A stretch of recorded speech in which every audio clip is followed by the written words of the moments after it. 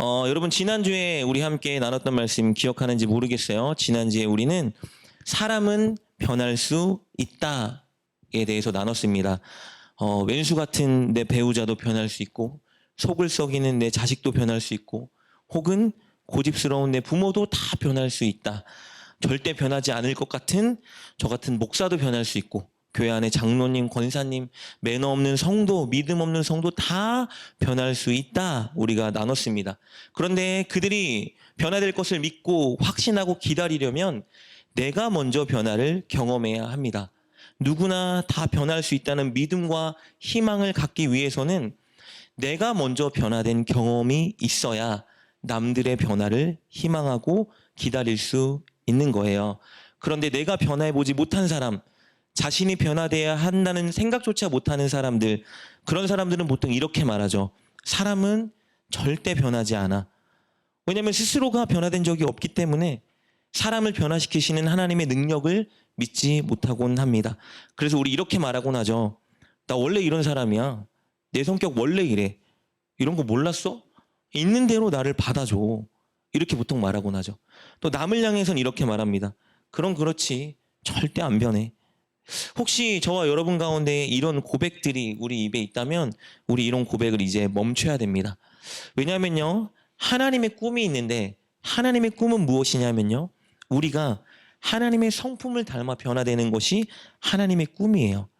우리의 믿음과 성품이 어디까지 나아가길 하나님은 기대하고 계시냐면 예수님의 장성한 분량까지 나아가길 원하세요. 이것이 하나님의 꿈이에요. 하나님은 우리가 엄청 큰 일을 하고 우리가 돈을 많이 벌어서 헌금을 많이 하고 이런 일에 별로 관심이 없으세요. 하나님이 가장 관심을 두고 있는 것은 우리가 변화되는 거예요. 우리 인격과 우리 성품이 예수님을 닮아가는 것은 하나님이 꿈꿉니다. 왜냐하면 우리가 변화되고 우리가 예수님을 닮아가면 우리 주변에 있는 사람들을 우리 때문에 예수님께로 인도할 수 있기 때문입니다. 하나님의 나라는 어디서 시작되냐 하면 나로부터 시작되는 거예요. 내가 변화되고 내 말이 변화되고 내 가치관과 내 행동이 변화되면 내 주변에 있는 사람들이 나로 인해 변화되게 됩니다. 그러면 내가 있는 가정이 하나님 나라가 되고 내가 있는 직장이 하나님 나라가 되고 내가 있는 교회가 하나님 나라가 되죠. 그것이 하나님의 꿈이에요. 그런데 우리 스스로가 나는 절대 안 변해. 저 사람은 절대 안 변해. 사람은 변하는 존재가 아니야 라고 말한다면 우리는 하나님의 뜻과 일을 막고 있는 거예요. 그러니 여러분, 저도 여러분도 다 변할 수 있습니다. 그리고 저와 여러분이 변하면 저와 여러분의 가족도 변하고 저와 여러분의 주변에 있는 사람들도 반드시 변화됩니다. 얼마나 걸릴지는 알 수 없어요. 그러나 하나님이 변화된 우리를 통해서 변화시키십니다. 여러분이 소망을 붙들고 오늘 말씀을 좀 나눴으면 좋겠어요. 여러분, 근데 우리가 변화될 수 있다고 했는데 변화될 수 있는 비결이 하나 있다 그랬죠. 반드시 이 비결을 놓치면 우린 변화될 수 없어요. 바로 말씀입니다. 10년을 20년을 신앙생활을 해도 변하지 않는 사람이 있어요. 어려운 일이 있을 때 필요할 때 눈물을 흘리고 가슴을 치며 하나님께 기도하지만 변화가 없는 사람이 있어요. 정말 교회에서 열심히 봉사하는 것 같은데 인격과 성품과 말이 변화되지 않는 사람이 있어요. 왜 그렇죠?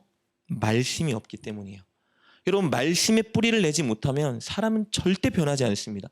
10시간을 기도해도요. 교회에서 하루 종일 살아도 말씀이 내 안에 뿌리 다니지 못하면 그런 사람은 절대 변하지 않아요. 저의 주장이 아니라 성경이 우리에게 말해주고 있는 진리입니다. 성경은 이렇게 말해요. 이전 것은 지나갔으니 우리는 분명히 새 것이 되었다. 근데 어떨 때요? 하나님의 말씀을 우리 머리와 가슴에 새길 때 우리는 변화될 수 있어요.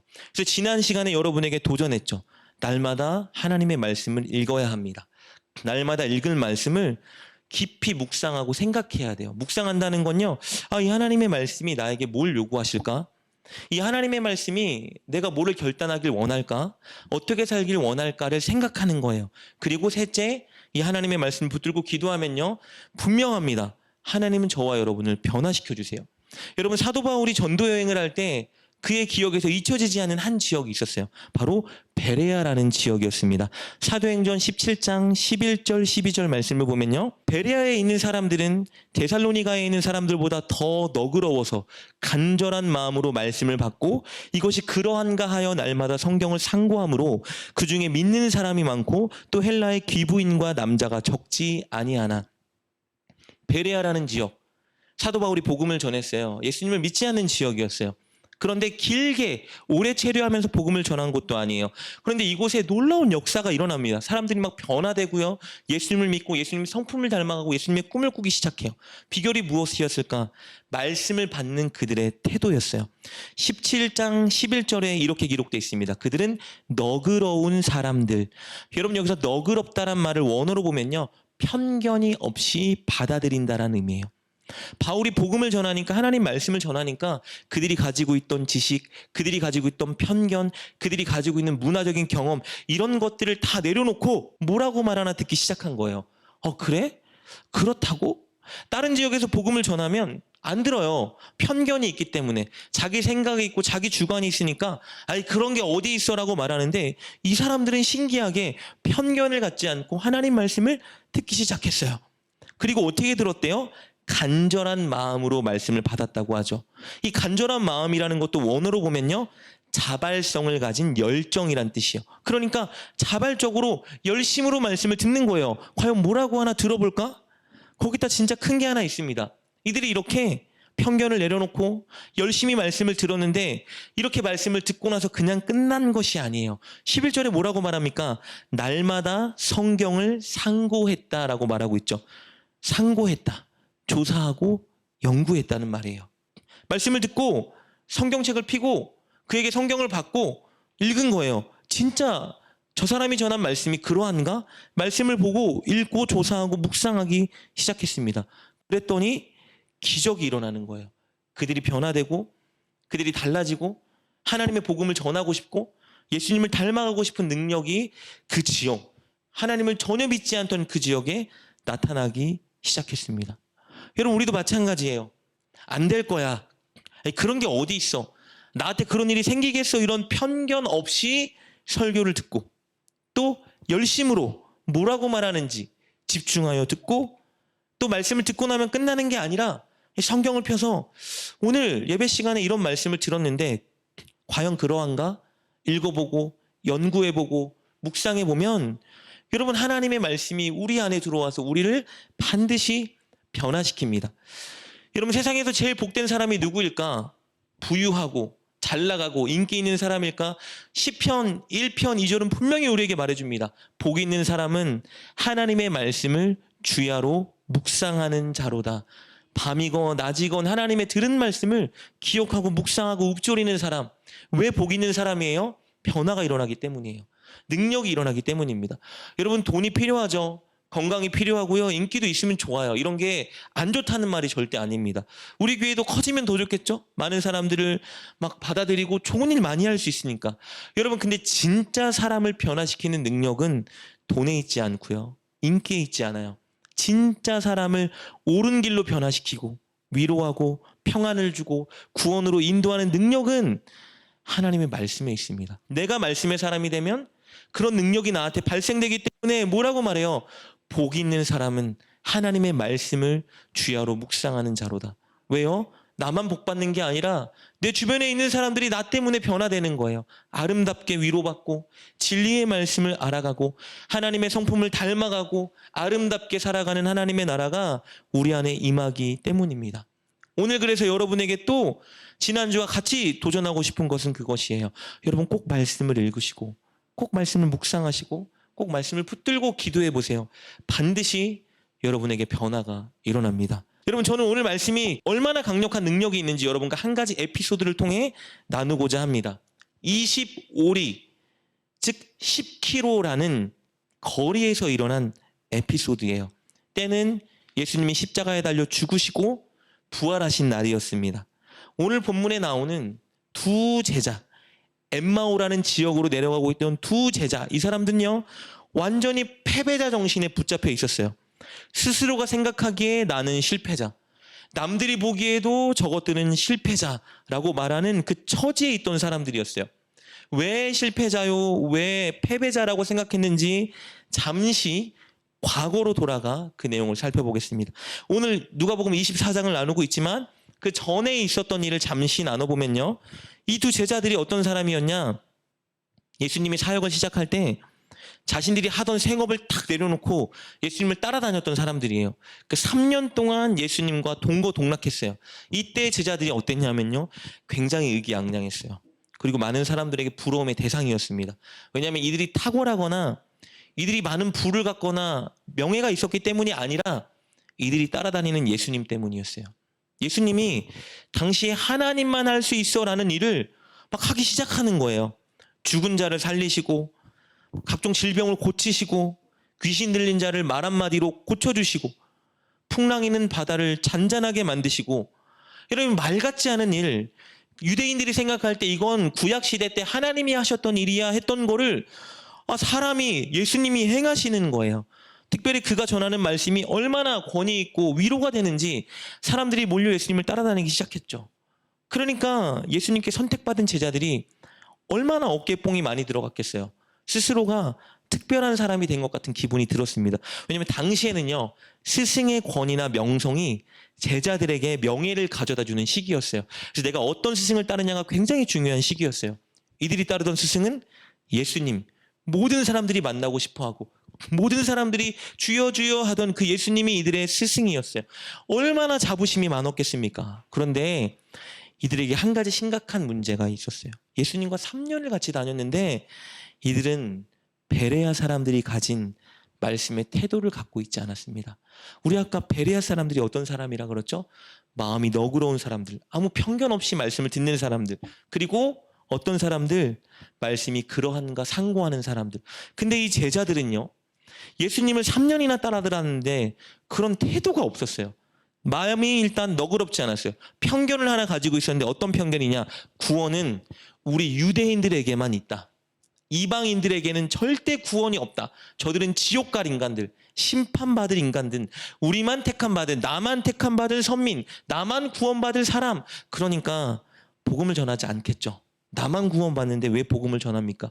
이런 편견이 있었고, 둘째는 편견보다 더 심각한 것이 있었는데 예수님의 꿈과는 전혀 상관없는 그들만의 꿈과 욕심이 안에 가득했어요. 예수님을 따라다니는데 예수님의 뜻, 예수님의 꿈 전혀 없었어요. 예수님의 인격, 예수님을 닮아가는 것, 그런 갈망이 전혀 없었어요. 무엇만 있었냐? 이 예수님을 통해서 나의 꿈을 이룰 수 있겠지라는 욕구만 그들에게 있으니 여러분 예수님과 동거동락하는데 이들에게 변화가 없는 것입니다. 예수님이 왜 오셨는지 제자들에게 말씀해 주세요. 내가 죄와 사망에 붙들려 있는 이 사람들을 구원해서 천국을 주려고 이 땅에 왔다. 여러분 우리 모두는 우리의 힘으로 절대 의롭게 살 수 없습니다. 우리는 우리 힘으로 구원받을 수 없는 존재예요. 왜냐하면 이 죄악의 세력이, 사탄의 세력이 우리를 붙들고 있는데 우리보다 더 세요. 그래서 우리 결단으로는 결코 착하게 살아갈 수가 없습니다. 내 생각, 내 마음, 내 행동 중에 무언가는 죄를 짓기 마련이에요. 그런데 이렇게 죄를 짓는 대가가 있죠. 죽음이에요. 사망이죠. 우리는 그래서 다 심판받아 지옥에 갈 사람들인데 하나님이 우리를 너무 사랑하셔서 우리의 이 문제, 죄의 문제, 사망의 문제를 해결해 주시려고 예수님을 이 땅에 보내셨다. 여러분 이 구절이 구약 성경에 계속 예언돼 있거든요. 이걸 누굴 통해 이룰 것인가? 이 유대인들도 막 기대하고 있었어요.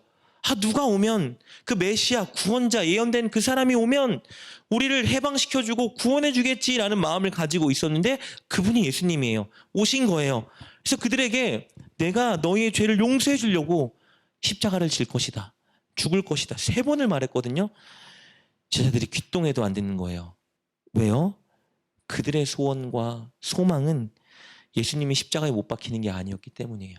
그들은 죄와 사망에서 구원받는 걸 원하지 않았어요. 그들이 원하는 것은요, 눈앞에 있는 내 육신의 구원이었습니다. 당시 이스라엘은요, 로마의 압제를 받아서 마치 일본이 우리를 점령했던 것처럼 점령당한 시기였죠. 이들이 바라는 건 예수님의 꿈, 하나님의 마음 상관없어요. 이들이 원하는 건 뭐냐?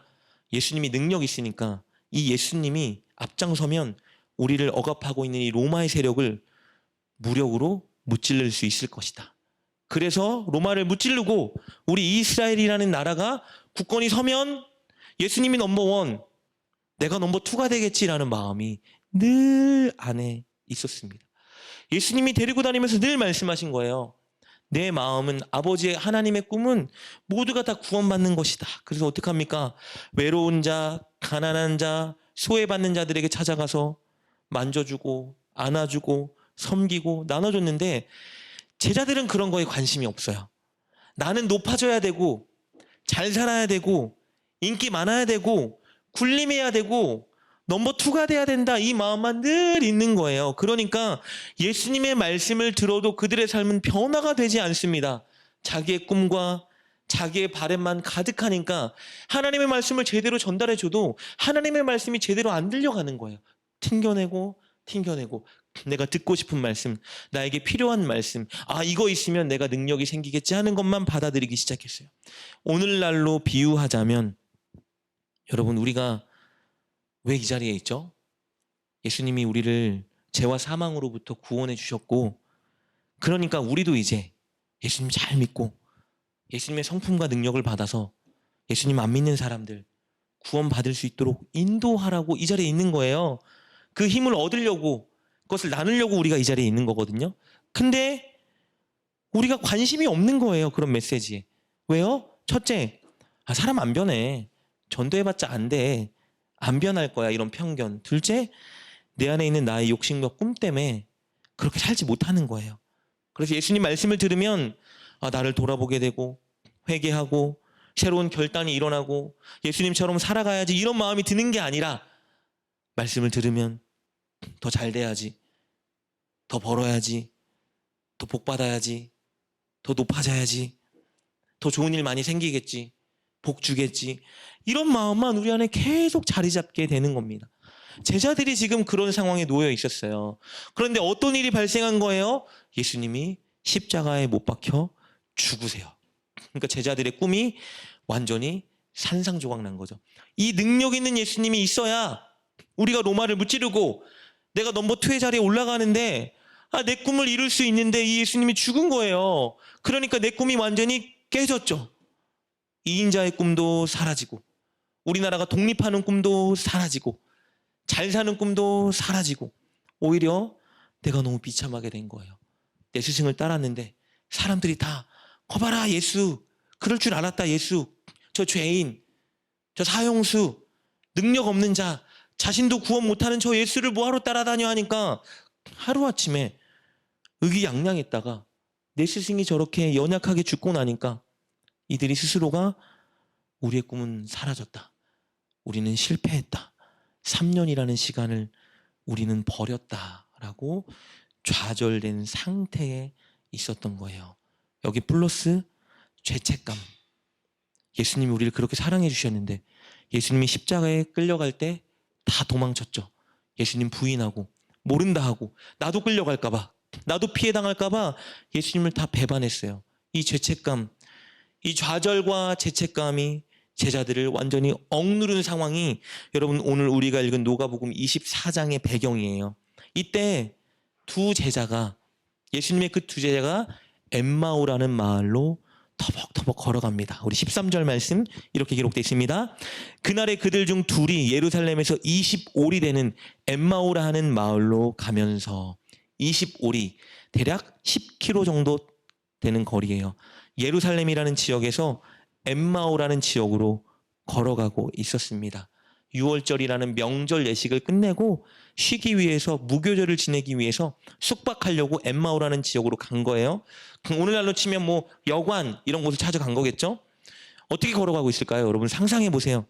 어떻게 걷고 있었을까요? 어깨는 분명히 축 처져 있을 것이고 발걸음은 굉장히 무거웠을 거예요.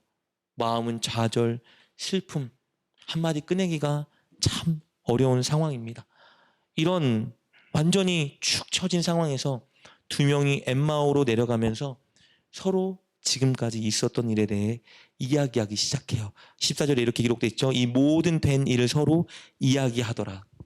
여러분 무슨 이야기 했을까요? 기억나? 우리 스승 예수님 참 멋진 분이셨는데 우리를 참 사랑해 주셨지. 그런데 그렇게 힘없이 죽을 줄은 진짜 몰랐어. 야, 이제 우리 어떡하지? 우리 끝났지 뭐. 예수님 만나기 전으로 그냥 돌아가자. 그 전에 삶으로 돌아가야지. 뭐 이런 대화들을 했겠죠, 여러분.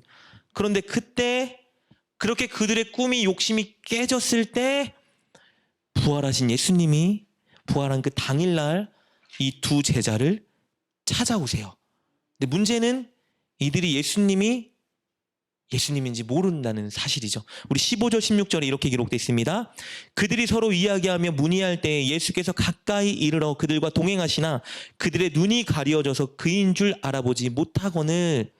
왜 못 알아봤을까? 어떤 학자들은 이렇게 주장해요. 우리 부활하면요, 부활의 신령한 몸을 입으면 지금 모습과는 조금 다른 모습의 형태를 취한다. 성경에 약간 그렇게 기록된 부분이 있어요. 그래서 못 알아봤을 것이다 추측하기도 하고요. 근데 오늘 구절을 보면요, 이렇게 말하고 있죠. 그들의 눈이 가려져서 예수님을 알아보지 못했다. 그러니까 그들의 믿음의 부재로 예수님을 못 알아본 거예요. 왜요? 부활할 걸 상상도 못했거든요. 예수님이 3번이나 말씀하셨거든요. 내가 십자가에 달려 죽었다가 부활할 거야. 근데 그 말을 믿지 못했어요. 듣지도 않았어요. 귓동에도 안 들었어요. 왜요? 관심이 없는 일이거든요. 예수님은 죽으면 안 돼요. 예수님이 있어야 우리가 독립하고 예수님이 있어야 내가 넘버 2가 되는데 예수님이 죽으면 어떻게 됩니까? 귓동에도 듣지 않았어요. 그러니까 부활할 걸 상상도 못했죠. 근데 그 부활하신 예수님이 자기들 눈앞에 나타난 거예요. 왜요? 그들의 믿음을 세워주려고 나타나셨습니다. 그들에게 힘과 용기를 주려고 찾아온 거예요. 그들을 변화시키고자 예수님이 찾아왔는데 예수님인지 알아보지 못했어요. 그런데 예수님은 그들이 알아보지 못해도 상관없습니다. 그들을 변화시키겠다는 당신의 계획을 그들에게 실현시키세요. 그래서 예수님이 하신 일이 무엇이냐? 바로 말씀을 가르쳐 주시고 해석해 주세요. 우리 25절부터 27절에 이렇게 기록되어 있습니다. 찾아온 예수님이 이렇게 하시는 거예요. 이르시되 미련하고 선지자들이 말한 모든 것을 마음에 더디 믿는 자들이요. 무슨 말이냐면요, 말씀을 못 믿는 이 우둔한 자들아 말하는 겁니다. 그러면서 이렇게 말씀하시죠. 그리스도가 이런 고난을 받고 자기의 영광에 들어가야 할 것이 아니냐 하시고, 무슨 말이에요? 너희 스승 그 예수, 십자가에 못 박혀 죽은 그 예수는, 그리스도는 원래 그렇게 고난받고 십자가에 달려야 되는 거야 라고 말씀해 주십니다. 27절이요. 이에 모세와 모든 선지자의 글로 시작하여 모든 성경에 쓴 바 자기에게 관한 것을 자세히 설명하시니라. 그래서 구약 성경에 기록된 모든 예언들, 예수님에 관련된 모든 예언들을 다 풀어서 해석해 주세요. 제자들은 이렇게 생각했거든요. 예수님이 십자가에 달려 죽는 연약한 분이었네. 우리의 구원자가 아니다. 우리가 기다리던 그 메시아가 아니었어. 그런데 예수님이 뭐라고 말씀하시는 거예요? 진짜 구원자 그리스도는 십자가에 달려 죽어야만 하는 존재였다. 너희들의 죄를 대신하기 위해서 십자가에 달려 죽어야 했지. 그 말씀을 모세 오경부터 시작해서 기록된 모든 성경으로 가르쳐 주시기 시작한 거예요. 그러니까 너희들이 생각하는 힘없고 연약하고 그래서 십자가에 달린 그 예수가 진짜 하나님이 보낸 그리스도야. 너희들을 위해서 그렇게 죽은 거야. 죽음이 끝이 아니라 그는 부활하여 이제 진짜 그가 하시고자 하는 일을 너희들에게 펼치실 거야 라고 말씀해 주십니다. 이 말씀을 들은 제자들, 마음에 위로를 받고 소망이 생기고 깨달음에 도전을 받기 시작해요. 그런데 아직 이분이 예수님인지 몰라요. 그래서 어떻게 합니까? 이분과 같이 있고 싶은 거예요. 그래서 우리와 같이 식사하시죠. 가지 마시고 저녁 식사 같이 합시다 라고 초청한 거예요. 그래서 식사 자리에 예수님이 함께 참석하셨다가 예수님께서 이런 일을 행하시는데요. 우리 30절 말씀 보면 이렇게 기록되어 있습니다. 그들과 함께 음식 잡수실 때에 떡을 같이 다 축사하시고 떼어 그들에게 주시니. 떡을 당시 음식이라고 생각하면 돼요. 예를 들면 오늘날로 말하면 밥이라고 할게요. 이따가 오늘 카레밥을 먹는데 카레밥을 먹기 전에 예수님이 카레를 이렇게 떠서 나눠주시면서 기도해 주신 거예요. 근데 이 모습이 어떤 모습이냐면요, 예수님이 얼마 전에 오병이어의 기적이라고 해서 음식이 양식이 없는데 이것을 축사하시고 떡과 물고기를 나눠주신 사건이 있었거든요. 이렇게 하시니까 제자들이 그때 추억이 딱 떠오른 거예요. 예수님이 이렇게 하셨었는데 잠깐, 이분 예수님 아니야? 라는 생각이 확 들었습니다. 그때 예수님이 사라져요. 31절입니다. 그들의 눈이 밝아져 그인 줄 알아보더니 예수는 그들에게 보이지 아니하는지라. 이때 갑자기 놀라운 일이 발생합니다. 여러분, 이 두 제자에게 변화가 일어나기 시작해요. 마음에 감당할 수 없는 열정이 막 일어나기 시작하는 거예요. 우리 32절 말씀 이렇게 기록되어 있죠. 그들이 서로 말하되 길에서 우리에게 말씀하시고 우리에게 성경을 풀어주실 때에 우리 속에서 마음이 뜨겁지 아니하더냐 하고, 뭐라고 말하냐면요, 아까 그분이 예수님 맞지? 부활하셨네. 야, 그런데 아까 예수님이 우리에게 말씀을 풀어주실 때 너 마음이 어땠어? 나 마음이 막 감당할 수가 없이 뜨거워지고 벅차오르고, 이러면 안 될 것 같은데 라는 마음이 들었어. 너는 안 그래? 야, 나도 그랬어. 그 말씀을 들을 때 뭔가 나를 주체할 수 없게 이끌고 일으키는 그런 것들을 느꼈어. 그리고 나서 이들이 무엇을 하는지 아세요, 여러분? 다시 왔던 25리의 길을 다시 돌아갑니다. 여러분, 10km의 길, 그 먼 길, 이렇게 생각할 수 있죠. 10km가 뭐가 멀어. 여러분, 포장도로가 아니잖아요. 그리고 이들은 완전히 지쳐있는 상황이었어요. 완전히 번아웃된 상황이었습니다. 탈진한 상황이었어요. 그런데 그 돌아왔던 그 길을 다시 돌아가요. 지치고 탈진하고 힘겹게 걸어왔던 그 길, 좌절하고 낭망했던, 꿈을 잃었던 그 길을 이번에 누가 시키지도 않았는데 자원해서 자기들이 몸을 이끌고, 피곤한 몸을 이끌고 돌아가기 시작해요. 그런데 돌아갈 때는요, 왔을 때와 완전히 다른 모습으로 돌아갑니다. 소망을 품고요, 설레는 마음을 안고 힘 있는 발걸음으로 예루살렘을 향해 재빨리 달려가기 시작했어요. 10km의 길이, 25리의 길이 그렇게 지루하고 힘겹고 피곤했는데 올라갈 때 갑자기 이들에게 그 길이, 피곤하고 힘들고 좌절스러웠던 그 길이 피곤하고 힘들고 잦아온 그 길이 아니라 설레고 기쁘고 가벼운 그 길이 되었어요. 왜 그렇게 빨리 갔는지 아세요? 부활하신 예수님을 전하고 싶어서, 그들이 들은 말씀을 전하고 싶어서, 나누고 싶어서 그들이 그 갈망의 마음에 불이 일어났습니다. 그래서 재빨리 나머지 제자들이 모여있는 그 예루살렘을 향해 가요. 그리고 그곳에 가서 무엇을 하는지 아세요? 35절 말씀이 이렇게 기록되어 있습니다. 두 사람도 길에서 된 일과 예수께서 떡을 떼심으로 자기들에게 알려지신 것을 말하더니, 무슨 말이냐면요, 자기들이 예수님께 들은 모든 말씀과 예수님께서 자기들에게 행했던 모든 말을 그들에게 알린 거예요. 이거 하고 싶어서 달려가는 거예요. 예수님을 버리고 도망쳤던 겁쟁이들이 이제 피곤한 몸을 이끌고 기쁘고 가벼운 발걸음으로 나아가서 복음을 전하는 사람이 되었습니다. 여러분, 이제 이들의 꿈은 높아지는 게 아니고, 이들의 꿈은 로마로부터 독립하는 게 아니고, 이들의 꿈은 예수님처럼 변화되고 예수님을 알리는 삶이 되었습니다. 여러분, 이 두 사람이 어떻게 이렇게 변했죠? 말씀, 성경 말씀을 바로 알고 믿게 되자, 깨닫게 되자 이들 마음에 지금까지 가져보지 못한 도전과 열정이 불어오르기 시작한 거예요. 부활하신 예수님이요, 어떻게 제자들을 처음으로 변화시키셨죠? 말씀으로 변화시켜 주셨어요. 성경 말씀을 그들에게 바로 가르쳐 주시고 바로 해석해 주시고 그들이 바로 인지하기 시작하자 그들에게 진짜 변화가 일어나기 시작했습니다. 이제 내 꿈을 내려놓고 하나님이 원하는 꿈을 붙든 자가 되었고요, 좌절하지 않고 이제 소망을 가진 자가 되었고, 군림하는 자가 아니라 낮아지는 겸손한 자리에 서는 사람들이 되었습니다. 자신들이 변화를 경험하니까 이제 남을 변화시키는 사람이 되었어요. 사랑하는 여러분, 우리도 변화될 수 있습니다. 그러기 위해서 여러분 말씀을 붙잡아야 합니다. 하나님은 여러분 말씀으로 우리를 만나주길 원하고 말씀으로 우리를 변화시키길 원하세요.